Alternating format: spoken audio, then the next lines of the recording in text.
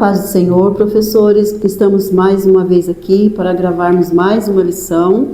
Desta vez a última lição do trimestre, a lição de número 13, que será ministrada no dia 28 de setembro de 2025. Hoje eu e a professora Rose iremos comentar esta lição. Antes de mais nada, nós iremos iniciar fazendo uma oração para que o Senhor possa nos guiar no estudo desta lição. Vamos orar então. Senhor, nós somos gratas, Pai, por esta oportunidade de estar na Sua presença. Queremos pedir agora a Tua graça, a Tua misericórdia, a Tua bondade sobre as nossas vidas. Que venha nos ajudar, Senhor, no estudo dessa lição. Abre nossa mente, abre o nosso entendimento, abençoa a vida de cada professor, Pai. Dá-nos graça e força, nos ajuda em nome de Jesus. Amém. E eu vou pedir para você, Rose, ler para nós o texto principal, o resumo da lição e os objetivos. Ok. A paz do Senhor, professores.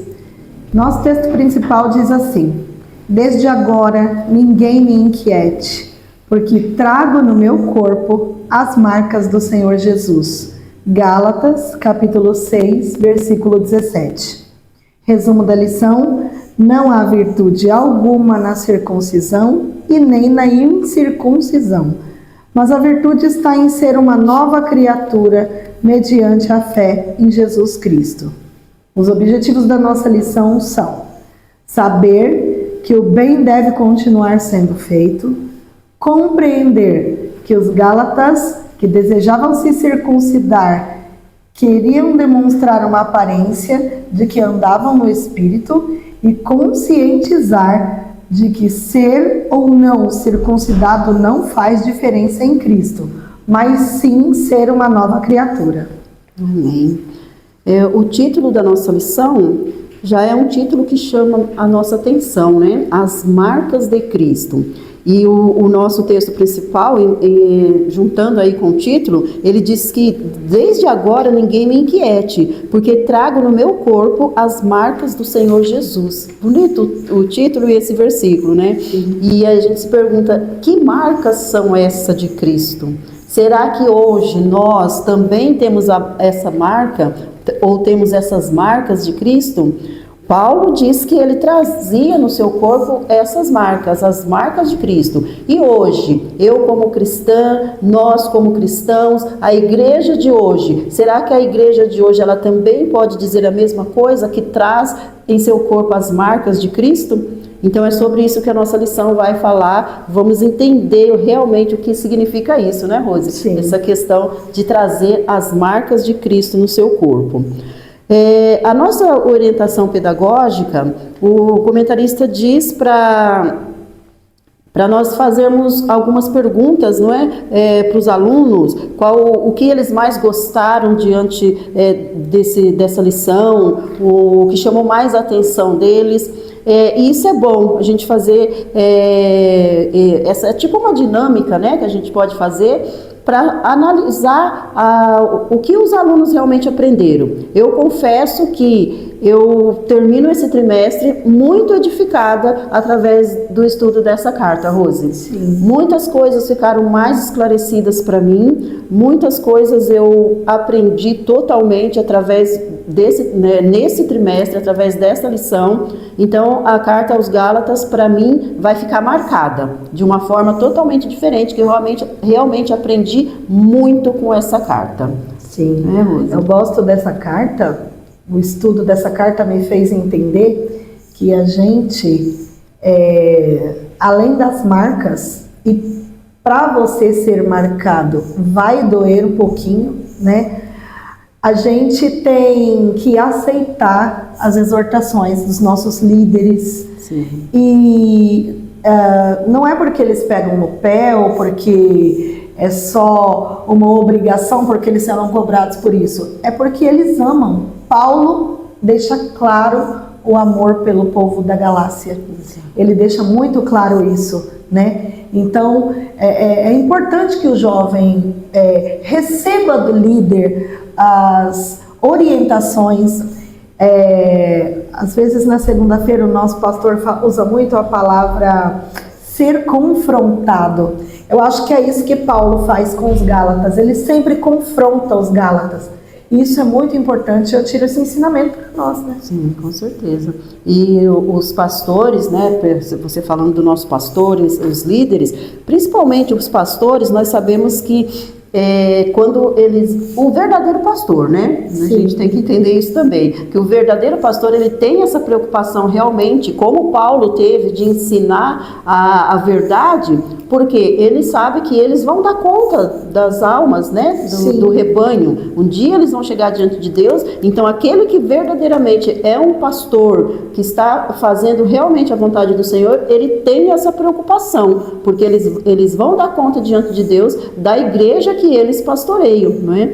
E eu acho que nós podemos também colocar nós também como professores, né? Sim. Porque o que nós ensinamos dentro da sala de aula pode marcar a vida de um aluno para sempre, sim, não é? Então a gente também tem eu vou dizer, um peso assim também, né? Porque não é fácil também.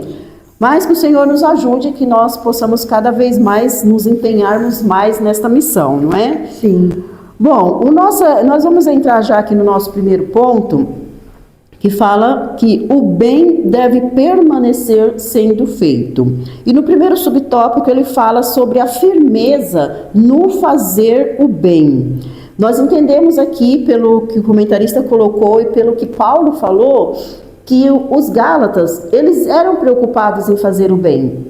Eles faziam o bem. Paulo trouxe uma exortação ali para os Gálatas, porque eles estavam realmente dando ouvido aos judaizantes. Porém, aqui nós vemos Paulo fazendo como se fosse um elogio, né, para os Gálatas, porque eles se empenhavam em fazer o bem. Então, Paulo fala, né, no versículo 9 da nossa leitura, ele fala: e não nos cansemos de fazer o bem, porque a seu tempo ceifaremos se não houvermos desfalecido. Então, quando ele usa essa expressão, e não nos cansemos de fazer o bem, porque os Gálatas já estavam acostumados. Então Paulo quer dizer que é para eles não desistirem, não é? E é interessante como ele coloca: não cansemos de fazer o bem. Será que tem pessoas que se cansam, né, Rose, de fazer o bem? Sim. Mas tem sim, porque às vezes muitas pessoas ficam esperando o retorno desse bem que é feito, às vezes nesse momento, no mesmo momento, esperando das próprias pessoas. É claro que quando alguém faz um bem para outra pessoa, realmente a pessoa quer ouvir pelo menos um muito obrigado, né, Rose? Sim. Porém, a gente não pode, quando fala de ceifarmos aqui, como o Paulo coloca, a gente tem que se lembrar que essa recompensa, ela virá principalmente das mãos do Senhor, principalmente de Deus. Então, nesse sentido, a gente tendo essa convicção, a gente tendo essa certeza de que nós vamos receber a recompensa do Senhor, aí nós não vamos nos cansar. Mas se nós estivermos esperando a recompensa agora, nesse momento, ou através de pessoas que estão ao nosso redor, aí é mais fácil de se cansar, não é? Mas Paulo aqui, ele deixa claro ali para os Gálatas, para eles não desfalecerem, para eles continuarem, não é? É uma coisa interessante que ele fala aqui, no meio da lição, do texto mais ou menos, ele fala assim, ó: o motivo pelo que Paulo incentiva os Gálatas a serem constantes nisso, é que um dia ceifarão o que estão plantando. É o que eu acabei de falar, vai ter uma recompensa. Nós estudamos há poucos dias sobre essa questão da lição, de plantar e colher, plantar e colher. É a mesma coisa que está se referindo aqui. Quando os Gálatas faziam bem, eles estavam de alguma forma plantando alguma coisa, e eles iam ceifar, eles iam colher esse bem que eles estavam fazendo. Mas devemos, né, e isso é aplicado para nós também hoje, mas devemos lembrar que essa recompensa, ela vem do Senhor. Ele fala também que sobre a necessidade de ser constante no trabalho do reino. E isso é muito importante, né? Principalmente falar sobre isso com os jovens, porque às vezes no sentido geral, alguém começa a realizar um trabalho na igreja e daqui a pouco para. E isso não é bom, o Senhor não se agrada. Nós precisamos ser constantes no trabalho do reino, que isso de alguma forma é um bem também que nós estamos fazendo, né, Rose? Porque nós, na igreja, nós aprendemos a servir uns aos outros. Não é? Nós estamos aqui hoje, eu e a Rose, gravando essa aula. Isso é um serviço que nós estamos prestando, é um bem que nós estamos fazendo, não é? Então, e nós precisamos ser constantes nisso, em todas as áreas dentro da igreja que nós nos prontificamos a fazer alguma coisa, nós precisamos ser constantes, não podemos desanimar, não podemos voltar atrás.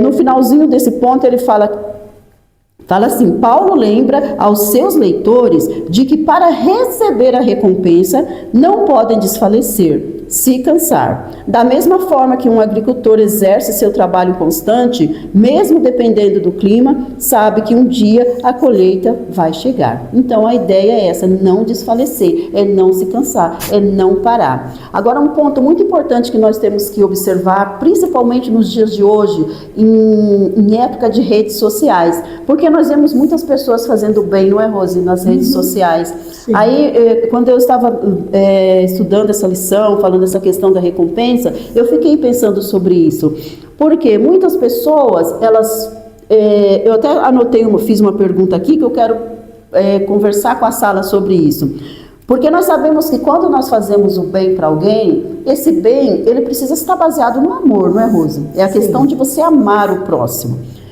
Agora, no contexto atual, que a gente vê tantas pessoas fazendo o bem, todos que fazem o bem hoje, será que amam verdadeiramente o próximo? É uma pergunta que eu quero discutir com a minha sala. Por quê? Porque muitas pessoas, elas estão preocupadas, muitas vezes, em um like, em uma curtida. Porque quando você entrega uma cesta básica para alguém e você precisa de uma plateia, você precisa gravar aquilo, você precisa mostrar para o mundo aquilo, olha, eu estou dando essa cesta para a senhora fulana, eu estou dando esse dinheiro. Será que essa pessoa já não recebeu a sua recompensa? Ela já recebeu os aplausos, já recebeu os elogios ali através daquela ação, porque Jesus disse alguma coisa sobre isso, né? Que quando você fazer o bem, a mão esquerda não pode saber o que a direita fez, alguma coisa assim, não é? Sim. Ou seja, o bem que nós fazemos não é para ser proclamado para o mundo saber, para o mundo ouvir. Isso pode ser feito de forma discreta. É isso que Jesus se refere quando ele fala em fazer o bem. Então, nesse sentido, a gente tem que observar isso também e tomar muito cuidado, porque hoje é muito comum nós vermos muitas pessoas fazendo bem, porém fazendo com uma plateia, recebendo os elogios, recebendo curtidas. E a gente tem que pensar que talvez essa pessoa já tenha recebido a sua recompensa, não é? Você quer comentar alguma coisa sobre essa questão? É a questão da motivação, né, Edna? O Senhor, ele entende e vê a real motivação. Sim. Né? Quando eu era mais nova, eu tinha uma colega e ela ganhava mensalmente uma pensão de um senhor, né? E era uma pensão para ela fazer um curso. Ela fez realmente um curso de técnica de enfermagem. Ela não tinha condições de pagar, mas a principal ideia dele era abater isso no imposto de renda dele. Então ele ia pagar menos, porque ele estava fazendo essa doação. E, assim, a motivação dele era essa, né? Talvez se ele não precisasse abater no imposto de renda, talvez ele nem doaria esse dinheiro, né? Então é a motivação. O Senhor, ele vai lá onde ninguém pode ir, né? Então a gente precisa se atentar a essa motivação. Eu estou fazendo bem por quê? Exatamente. Bom, e os domésticos da fé, não é? Ele fala no nosso versículo, que é o versículo 10 da nossa leitura: então, enquanto temos tempo, façamos o bem a todos, mas principalmente aos domésticos da fé. Por quê, Rose? É interessante isso, né? Ele ressalta que é para fazer o bem a todos, né? Os domésticos da fé são aqueles irmãos da igreja que passam por alguma necessidade, são as viúvas, são aquelas pessoas que perderam um ente querido que sustentava a casa. Esse doméstico da fé é muito interessante porque Paulo diz que é principalmente para ele. A gente por vezes vê o pastor ou alguém citando ali, vamos fazer doação de cesta básica, mas doem primeiro para aqueles irmãos da igreja que estão em dificuldade, né? Os domésticos da fé, Paulo tinha muito cuidado com esses crentes da Galácia. Claro, ele não deixa de fazer o bem a todos, mas a prioridade são os irmãos da igreja. Se nós olharmos hoje, a prioridade são os nossos irmãos que congregam conosco todos os dias, né? Porque é muito importante isso. Hoje, eles estão precisando. Nós não sabemos o dia de amanhã, né? Então, um dia, quem sabe, também nós seremos ajudados. Mas essa prioridade é para eles. A nossa fé deve ser prática e direcionada às pessoas que nos cercam, mas de forma específica. Paulo menciona esses domésticos, né? Aqui no texto, o comentarista ele fala que não é errado oferecer auxílio a um grupo de pessoas externamente, né? Não é errado. Se a gente tiver uma catástrofe, se a gente tiver uma enchente. Nós tivemos aí uma experiência lá com as pessoas no Rio Grande do Sul, né? Aquelas cheias, veio o alagamento, muitas pessoas perderam casa. A nossa igreja se mobilizou e mandou um dinheiro para os domésticos da fé, né? Exato. Era uma causa justa, importante, e isso foi feito. Quantas vezes, né? A nossa igreja é uma igreja missionária e nós não nos juntamos para ajudar a reconstruir algo que um furacão destruiu lá nas nossas igrejas do continente africano. Também são os domésticos da fé. Mas isso não nos impede de fazer uma campanha de agasalho para levar no metrô para pessoas que estão lá passando frio, né? E tantas outras mobilizações. Paulo ele não é contra isso, pelo contrário, mas a prioridade ele deixa claro que é para os irmãos crentes, os irmãos que congregam conosco, né? Então, isso é muito importante. Quando você falou sobre fazer o bem cansa, eu também anotei será que cansa fazer o bem? Né?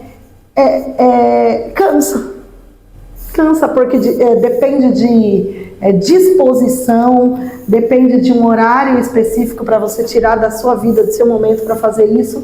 Muitos não querem fazer isso, mas Paulo ele fala, né, que não nos cansemos de fazer o bem, é um conselho que ele dá. E não podemos desistir, né? Não Mesmo podemos desistir. Tenha um cansaço físico, né? Sim. Realmente tem, mas a gente não pode desistir. Exatamente, é isso mesmo. E aí, já entrando no ponto 3, tem um item interessante e o título é Grandes Letras, né? Aqui diz que é provável que Paulo estivesse tendo dificuldades com a sua visão. E aí tem uma referência lá, né? Que é ele que relembra aos Gálatas que quando esteve com eles, mesmo em fraqueza, não foi desprezado. Pelo contrário, ele diz que se os Gálatas pudessem, eles teriam arrancado os olhos para darem ao apóstolo.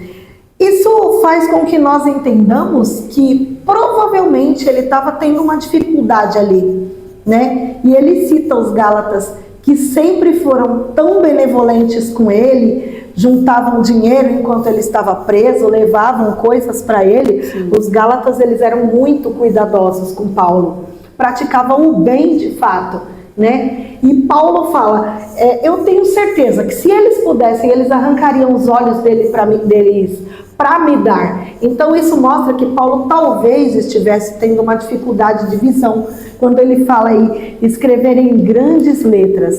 E tem uma outra coisa aqui, que eu vou ler, que está aqui no livro, que pode também ter sido uma segunda opção aí. Também é possível que a carta tenha sido escrita por um amanuense, ou seja, um escritor profissional que ia escrevendo à medida que Paulo ditava. E que nesse momento o leitor da carta tenha parado a leitura e mostrado aos crentes a letra de Paulo, que teria passado nessa parte a escrever de próprio punho, né? Então tem essas duas opções, tá?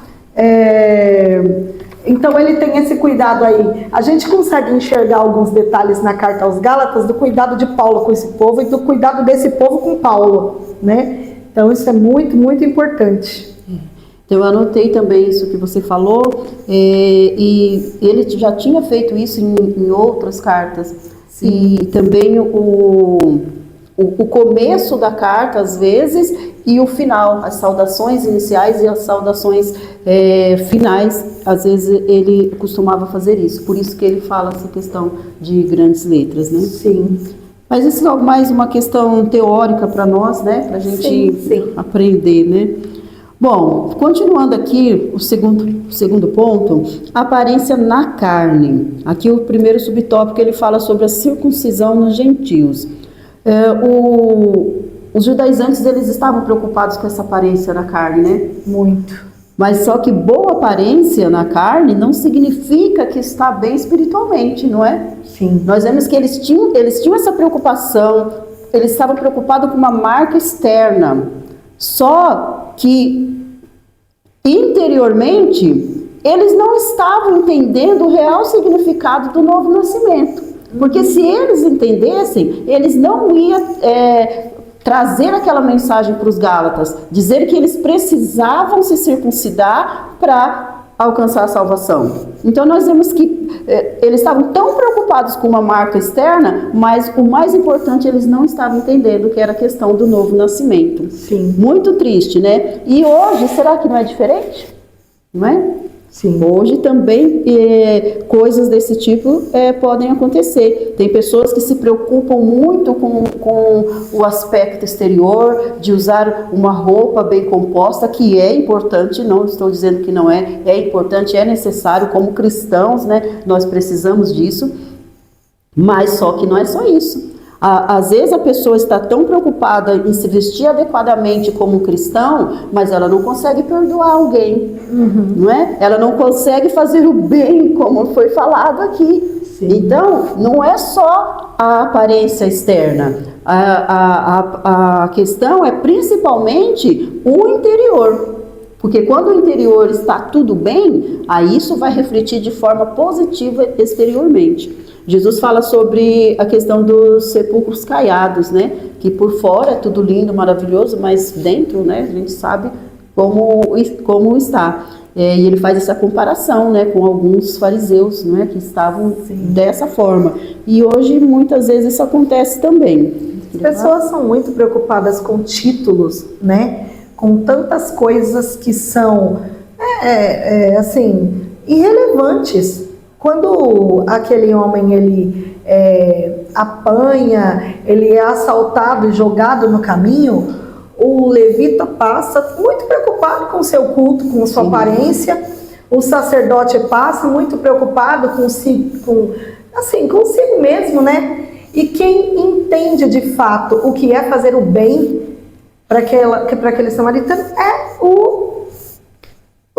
aquele que ninguém esperava. É aquele que ninguém esperava. Aparentemente, olhando para a aparência dele, se o levita passou, o sacerdote passou e não fizeram nada, esse vai fazer? Muito menos. Muito menos. Mas não. Então a aparência, ela, que nem você falou, o modo de se vestir é importante, sim, mas Deus é nessa hora que Deus vê o coração. É nessa hora. Verdade. Né? Bom, continuando aqui, no finalzinho desse ponto ele diz que a circuncisão nunca foi, nem nunca será um pré-requisito ou pós-requisito para a salvação em Cristo. Né? Então, do começo da carta até o final da carta aos Gálatas, Paulo bate nessa tecla. A circuncisão, ela não é um requisito para a salvação. Ela é algo que os judeus era apenas uma questão cerimonial. Eles poderiam fazer aquilo, mas não utilizar aquilo como requisito para a salvação. Isso fica muito claro na carta aos Gálatas, não é? Não guardam a lei, o nosso segundo subtópico. Um dos problemas dos falsos mestres é que eles não cumpriam aquilo que ensinavam os outros a guardarem. Olha que coisa difícil, né? Os falsos mestres, é típico deles, né? Eu até anotei aqui uma frase que se fala muito hoje em dia, que é aquilo: faça o que eu mando e não faça o que eu faço. Era o que eles faziam, sim, não é? Eles queriam que eles guardassem a lei, só que eles mesmos não conseguiam guardar a lei totalmente. Então, assim, é a própria frase, faça o que eu mando e não faça o que eu faço, porque eles não faziam, nenhum judeu conseguiu, né, fazer isso.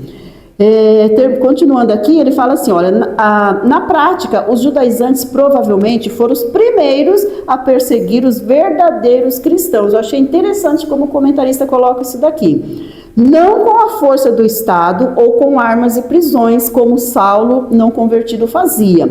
A constância na apresentação e um falso ensino não deixa de ser uma forma de perseguição, porque vem a questão da pressão, não é? E a pressão não é uma forma de perseguição? Sim. Porque a perseguição a gente entende que não é só fisicamente. Muitas vezes alguém pode estar sendo perseguido, mas de forma verbal, de forma emocional. E aqui estava acontecendo mais ou menos a mesma coisa. Aquela pressão que os judaizantes estavam exercendo sobre os irmãos ali na Galácia, para que eles se circuncidassem, aquilo estava se tornando uma perseguição, não é? Porque eles não entendiam o verdadeiro significado do novo nascimento, como nós acabamos de falar. Aqui no finalzinho ele fala assim, ó, uma das formas de tirar uma pessoa dos caminhos do Senhor é ensinar a ela um atalho que a levará a lugar nenhum, porque nós sabemos que o único caminho é Jesus. Atalho não vai levar ninguém para o céu, não vai levar ninguém para o nosso verdadeiro objetivo, né? E muitas vezes os falsos ensinadores, eles fazem isso, né? Um atalho, mas isso não é o que a Bíblia nos ensina. Aqui acho que é isso. Quer comentar alguma coisa nesse ponto, Rose? Está bem comentado, né? Está bem claro. A questão aqui mesmo é o que a carta o que a carta falou do começo ao fim, o que Paulo deixou claro, a questão de guardar a lei, a questão da circuncisão, isso nada era um requisito ou era necessário para alcançar a salvação. Sim. Engloriar-se, né, Rose, esse último subtópico, que acho que é o versículo, qual que é o versículo que fala dele? Bom, depois a gente verifica o versículo, mas você pode comentar esse ponto. É o versículo 13, né? Porque nem ainda esses mesmos que se circuncidam guardam a lei, mas querem que vos circuncideis para se gloriarem na vossa carne. Sim. Mais uma vez falando do exterior, né? Da aparência, né? Eu acho interessante, Edna, que Paulo, lá na carta que ele escreve aos Coríntios, a segunda carta aos Coríntios, né? Ele começa a descrever todas as situações que ele passou por conta do Evangelho de Cristo, por conta de Cristo. Se a gente está falando das marcas de Cristo, lá ele descreve que levou 195 chibatadas, né? Fazendo as contas lá, ele levou 5 chibatadas, 5 vezes 39 chibatadas, então são 195. Isso seria suficiente para ele ter marcas por conta do Evangelho de Cristo. Mas ele não só sofre essas marcas externas, não. Ele também tem os traumas dele carregados, como, por exemplo, sofrer por conta dos irmãos da igreja. Sim. Ele sofreu naufrágio também, ele passou por nudez, por fome, e tantas outras coisas. O mais interessante é que em nenhuma delas Paulo desiste de Cristo ou pede para que seja diferente. O único momento que ele fala, Senhor, tira isso de mim, é quando ele cita o espinho na carne, né? Mas aí o mais lindo que eu acho aqui, para falar sobre essa questão do gloriar-se, né? Ele se gloria disso. Ele diz assim, que o Senhor disse para ele, minha graça é suficiente a você, pois o meu poder se aperfeiçoa na fraqueza. Portanto, eu me gloriarei ainda mais alegremente em minhas fraquezas, para que o poder de Cristo repouse em mim. Então ele se gloria nas fraquezas dele, nessas marcas que ele tem, né? Isso que eu li está em 2 Coríntios 12 e o versículo é o 7 em diante, né? E aí ele vai falando das angústias, vai falando das decepções dentro da própria igreja, e as marcas vão sendo fincadas no corpo de Paulo e no coração de Paulo, mas ele se gloria na fraqueza, né? Os judaizantes impunham a circuncisão como se isso fosse uma glória terrena, como isso fosse, você falou lá, né? Como se isso fosse um prêmio aqui nessa terra. E Paulo deixa claro que não é um prêmio para essa terra. Paulo diz que a alegria dele não era a mensagem da circuncisão, e sim a cruz de Cristo, né? Ele viu o mundo como crucificado, ou seja, morto, e da mesma forma se via morto para o mundo. Então essa era a glória de Paulo. Lindo, né? E do nosso texto é o versículo 14, na verdade. Mas longe esteja de mim gloriar-me, a não ser na cruz de nosso Senhor Jesus Cristo, pela qual o mundo está crucificado para mim e eu para o mundo. Sim. Olha que coisa mais linda, bonito, né? Bonito, é verdade. Bom, continuando aqui, que o tempo não nos deixa, né, vacilar, palavras finais. Jesus, o comentarista começa aqui com uma pergunta, né? Uma pergunta bem interessante. Jesus faz acepção de pessoas? Nós sabemos que não é? Jesus, ele não faz acepção de pessoas. Eu vou ler esse texto, porque é um texto bem pequeno. Ele fala assim, Paulo explica que ser ou não circuncidado não faz diferença em Cristo, mas sim ser uma nova criatura. Milhares de judeus no primeiro século receberam Jesus como seu Messias, da mesma forma que gentios também creram no Evangelho e tiveram suas vidas transformadas. Não é a circuncisão que faz a pessoa ser uma nova criatura. No judaísmo, uma pessoa gentia poderia se tornar um prosélito, desde que fosse circuncidada e praticasse as obras da lei. Mas isso não fazia dela uma nova criatura. Então, olha só, os judaizantes, através desse desejo deles, dessa insistência deles, de querer que os gentios se circuncidassem, eles, de certa forma, estavam fazendo acepção de pessoas. Porque eles estavam dizendo com essa ação que eles eram melhores do que os gentios ou do que os irmãos ali na Galácia, não é? Então você tem que se circuncidar, tem que ser como nós. Então eles se colocavam acima deles por eles serem circuncidados. Só que Jesus é tão diferente, né? Jesus, ele não faz, a gente trazendo isso para o nosso lado, né? Porque ele faz uma pergunta aqui, Jesus faz acepção de pessoas? Nós sabemos que não. E nós, como cristãos, nós temos que ser diferentes dos judaizantes. Nós não podemos fazer acepção de pessoas. Mas aí eu pergunto, será que não existe cristãos que fazem acepção, Rose? Infelizmente, né? Infelizmente. É uma minoria, mas tem.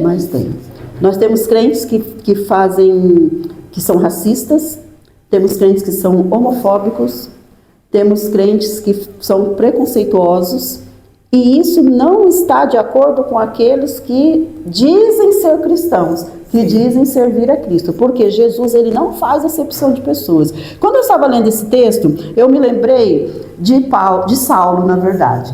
Imagine Saulo como perseguidor. Se Jesus fizesse acepção de pessoas, nós, quando a gente tem alguém nos perseguindo, a nossa primeira reação é não querer tratar bem aquele perseguidor. Sim. Não é? Agora imagine Jesus. Mas só que Jesus, ele é tão maravilhoso que quando Saulo, ele tem aquele encontro ali com Jesus no caminho de Damasco, e quando Saulo pergunta, quem és tu, Senhor? Ali era a hora de Jesus jogar as pedras, não é? Se fôssemos nós, não é? Mas Jesus, ele só fala uma coisa, eu sou Jesus a quem tu persegues. Eu imagino que naquela hora o coração de Saulo doeu tanto, Sim. porque ele entendeu que na verdade a perseguição que ele fazia não era contra os crentes, ele estava perseguindo o próprio Deus, Sim. não é? Eu fiquei assim pensando, olha a diferença de Jesus, né? Se Jesus fizesse acepção, ele não ia tratar Saulo assim, ele não ia tratar a mulher pecadora como ele tratou, não é? Ele poderia ter atirado a pedra, mas ele não fez isso. Então Jesus, ele tem a palavra certa para falar com as pessoas na hora certa. E Natanael, né?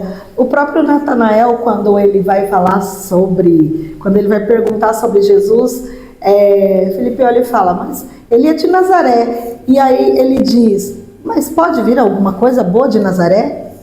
Né? Ele foi xenofóbico. Ele falou do lugar de nascimento de Jesus, mas Jesus olha para ele e diz, eu sei quem você é. Você é um homem que não há dolo em você, né? Eu te vi embaixo daquela figueira. E que experiência maravilhosa que ele teve, né, com Jesus, né? Sim. Pelo muito. fato dele ter feito esse comentário, talvez Jesus poderia, então eu não quero mais nem... Não quero nem saber de você. Deixa pra lá. Falou mal da minha cidade, né? Mas Jesus é lindo. Jesus é lindo. Né? E aqui, Rose, esse ponto é um ponto muito bom para a gente comentar com os jovens, sabe? Sim. Porque eu fiquei pensando, tem jovens que são preconceituosos com os outros, Sim. mesmo dentro da igreja. Tem moças que elas têm preconceito de um rapaz que tem um serviço, um trabalho que ela considera inferior. Uhum. Então, se há um interesse da parte do moço por ela, por causa do trabalho dele, ela já ignora, ela evita. Então, infelizmente existe isso no nosso meio, não é? Esse preconceito. Não é? Então, é bom a gente falar sobre isso, né, na sala, deixar bem claro que, assim como Jesus, ele não faz acepção de pessoas. Aqui, através desse texto, Paulo, ele está condenando ali a acepção que os judaizantes faziam em relação aos gálatas por eles não serem circuncidados. E nós temos que seguir o exemplo de Jesus e também evitar qualquer tipo de preconceito, qualquer tipo de acepção. Ok? Amém? E as marcas de Cristo, né? Você já começou a falar aí, né? Então, eu já me antecipei. Já fez um spoiler, né? Mas tá bom, né? Mas pode falar aí um pouquinho mais aí, Rose. O Paulo, ele afirma, né, que ele tem essas marcas. Os judaizantes aí, eles não tinham nenhum tipo de autoridade para dizer, não, você não tem. E o texto que eu li, já me antecipando, está lá em 2 Coríntios, né? Eles citam aí do 11, 2 Coríntios 11, 22 e 29, mas eu vou ler só o finalzinho, porque eu já falei sobre isso. Cada momento de perseguição deixou marcas no apóstolo, mas ele não se manifesta em tom de reclamação ou vitimismo. Eu achei isso tão importante, né? Porque às vezes não é só a reclamação e o vitimismo, é o lançar a culpa para o outro também. Tem todas essas questões, né? Mas a ideia do Paulo era mostrar que os acusadores tentavam fugir da perseguição por causa da cruz de Cristo. E não dá para fugir da perseguição por causa da cruz de Cristo. Vai ter momentos na faculdade, na escola, no trabalho, em casa, com o esposo que não é crente, que você vai ser confrontado. E você precisa continuar carregando a cruz de Cristo. Talvez ela esteja muito pesada. Nosso saudoso pastor Sebastião falava que tinha dia que ela parecia que estava muito levinha. Você brincava com ela, mas tem dia que ela vai estar difícil de carregar. Mas Paulo, ele afirma que ele faz ele aconselha, não deixem a cruz de Cristo, né? E isso é muito importante. E ele não se vitimiza. As marcas que ele tem, Ele não reclama, mas eu estava com a cruz e por isso que eu tô com essa marca aqui. Não, pelo contrário, ele se gloria nisso. E essa é a diferença. Então, por esse texto nós podemos entender, Rose, que as marcas de Cristo são sofrimentos, né? Quando Paulo fala que ele trazia as marcas de Cristo, era o sofrimento, que assim como Cristo sofreu, Cristo padeceu aqui nesse mundo, ele também sofreu. Ele coloca ali toda essa lista que você falou de sofrimento. Sim. E respondendo a minha pergunta que eu fiz, né, no começo, se nós também trazemos essa marca, de acordo com o texto, sim, nós trazemos, porque que cristão, aquele que decide verdadeiramente servir ao Senhor, que entrega a sua vida ao Senhor, que cristão não sofre? Não passa por dificuldade, não passa por sofrimentos. E isso significa que nós estamos trazendo também em nosso corpo, na nossa vida, as marcas de Cristo. E como você disse, né, e Paulo falou, isso é motivo da gente se gloriar. Sim. Né? Da gente se gloriar em trazer as marcas, em sofrer como ele sofreu. É interessante, né, me veio aqui agora que Jesus, ele morreu crucificado, e diz que a história conta sobre Pedro, e diz ele também morreu crucificado, mas ele não quis ser crucificado de cabeça para cima, porque Sim. ele não se sentiu digno de ser crucificado como o seu mestre. Sim. Olha que coisa mais linda, né? Isso é trazer as marcas de Cristo e se gloriar por isso. É, né? Verdade. Que Deus nos ajude, né, a ter essa mesma graça, que é o que falo no nosso último ponto, né? Que a graça de Jesus. Eu quero finalizar aqui falando sobre isso. A Rose já falou um pouquinho, já mencionou um pouquinho sobre essa questão da graça. E durante toda a carta aos Gálatas, Paulo deixa claro isso, que a graça de Jesus, a salvação, ela é pela graça. Não existe nada na lei que vai ajudar o homem a alcançar a salvação. Não ajudou no passado e não ajuda hoje. Não é? Nós somos salvos pela graça. E essa mesma graça, como diz o texto, ela também nos ajuda nas nossas dificuldades, diante dos nossos problemas. Ela nos capacita a servir a Ele melhor. Tudo isso pela graça. Aqui o comentarista coloca algumas observações, alguns versículos, na verdade, né? O versículo que a Rose já citou aqui, quando ele fala que a minha graça te basta. Pode faltar tudo na nossa vida, professor, mas a graça de Deus, ela não pode faltar, porque ainda que falte tudo, nós tendo a graça de Deus, isto é suficiente. E não é eu que estou falando, o próprio Deus que falou isso. Quando Paulo, né, pede ali a cura para sua enfermidade, o Senhor vira para ele e fala: a minha graça te basta. E da mesma forma que bastava para Paulo, basta para nós. Então pode faltar tudo, menos a graça de Deus. O escritor também, aos Hebreus, ele fala, esse versículo aí maravilhoso, né, que nós devemos chegar com confiança ao trono da graça, para que possamos alcançar misericórdia e achar graça, a fim de sermos ajudados em tempo oportuno. Só no trono da graça que nós vamos ter essa ajuda no momento necessário, no momento que, né, precisamos. E ele finaliza aqui lembrando do principal objetivo da reforma protestante, não é? Diante de todos aqueles obstáculos, toda a circunstância que Martinho Lutero viveu naquela época, ele se baseou na graça. E ele fala: somente a graça e não os esforços humanos pode nos levar até Deus. Parece que ele está falando para os judaizantes, né? Mas não estava não, estava falando para as pessoas daquela época dele, né? Mas é a mesma coisa, ele estava se baseando naquilo que Paulo falava. Somente a graça e não os esforços humanos pode nos levar até Deus.